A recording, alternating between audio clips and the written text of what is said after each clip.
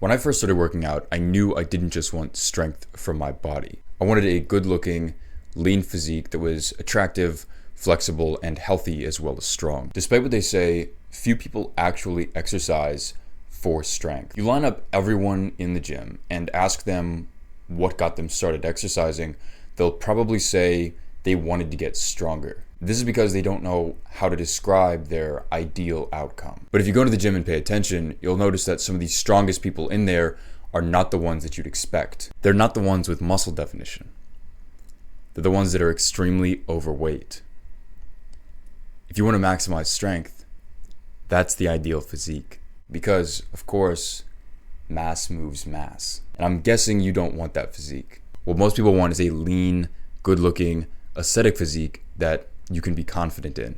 But instead of training for the aesthetic physique, they just train for the strong physique, which is basically lift more weight and you'll get stronger. It's pretty simple. But if you want to get a good-looking physique, then it's important to understand how. Because if we understand how to get the physique, then we can know what to focus on and basically achieve it faster than if we just wholesale focus on strength and working everything, which I'm sure you want to get it faster. So the key concept to understand in this video is the golden ratio, which is essentially a ratio of what looks attractive to the human eye. This has been studied for a very long time, including by the famous artist Leonardo da Vinci, because of course he's concerned with what's attractive to the human eye. You know, he's an artist that makes attractive paintings. And so it's important for us to understand the golden ratio and how it applies to our physique. The golden ratio is 1.6 to 1, and it applies to the body through the width of the shoulders compared to the width of the waist. So if you know how a ratio works, the top number, the first number, is the shoulders, and the bottom number, 1, is going to be the waist. So we want the shoulder width to be 1.6 times the width of the waist.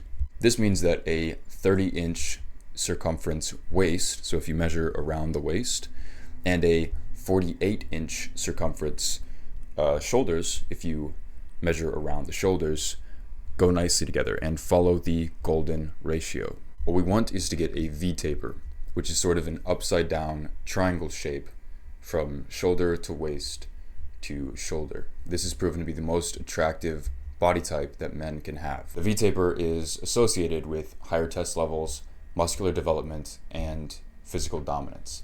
Imagine becoming more physically dominant in any room you walk into just because you focused on working the right muscles. Isn't that crazy? By the way, if you want my full program on this, I'll link it in the description. It's gonna be the first link, and I literally explain all of this in depth. I give you so much information that I cannot possibly fit into any video on YouTube, so it's like a full guide. And I basically teach you exactly how to get an aesthetic body, from start to finish, teaching you stuff that normal people, normal beginners won't get. And you'll basically have one-on-one contact with me, so you can just ping me with literally any problem that you want. I'll link it at the top of the description again, so you'll benefit a lot from just checking that out. Clicking the description, going to a new tab, just sort of reading what it's about, watching the video, and then coming back here if you decide it's not for you. This is backed by a ton of studies, by the way, and a ton of science. So this is basically the best way to become attractive through your physique. It's not the dad bod. It's not like the kind of green Hulk look where you have a ton of muscle.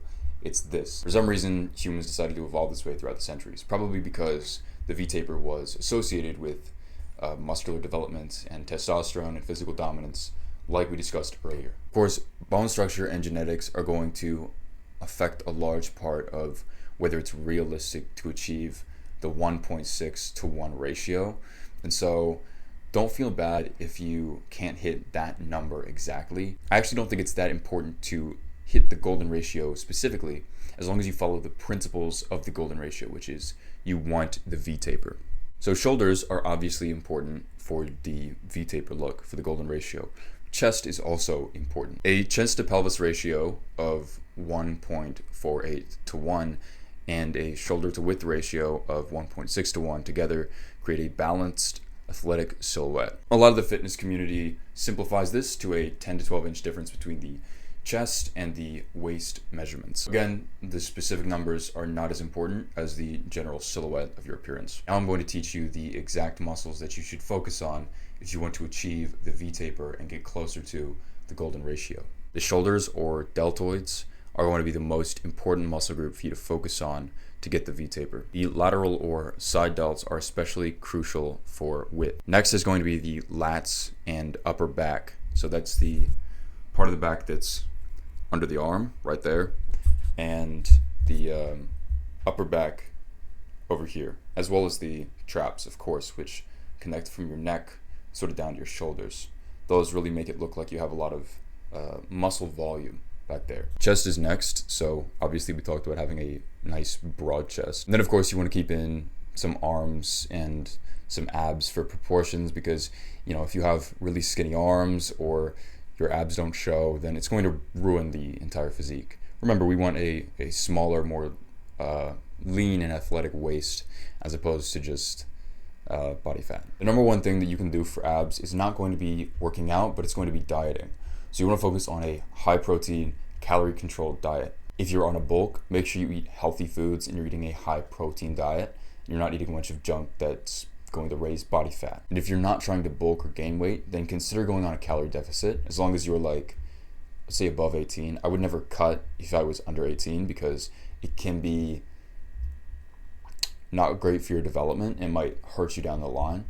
But definitely don't eat the unhealthy stuff. And if you are above 18, consider going on a cut to lose body fat and lose weight. Now for the exercises. For shoulders, we're going to focus on doing lateral raises and overhead presses. People compliment me on my shoulders all the time, and while some of it is genetics, my family has really good shoulder genetics, I basically always do, no matter what routine or split I'm doing, I always do lateral raises. They're extremely effective. In order to do them the best way, grab dumbbells. You do it with 2 hands, not one like I'm demonstrating, and you raise up, basically like here. Keep your arm a little bit bent. You raise up to the side, hold for a count of 1, and then drop back down.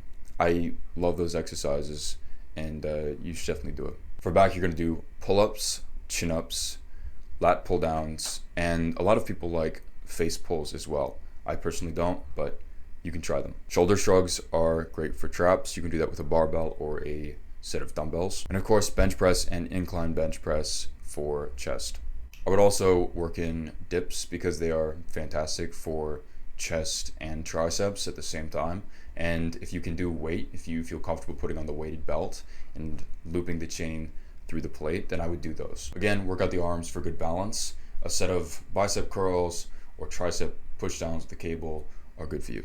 You should be keeping your diet in check to maintain low body fat. I'm not going to go into detail in this video, but you can do your own research. Then to finish off, do planks, crunches, or leg raises to really finish off the abs, make them pop, and give you a full aesthetic front of the body.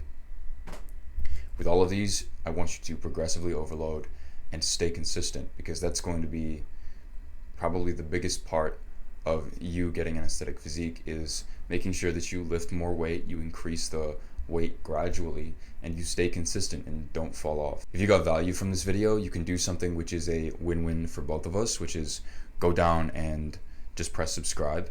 That way I get a new subscriber, obviously, and once I have a new insight, or I try something else, or I learn of something new, I can make a video of it and you can learn about it too, and you receive value and get closer to your ideal aesthetic physique. So I hope this video helped you. Thank you so much for watching. Bye-bye.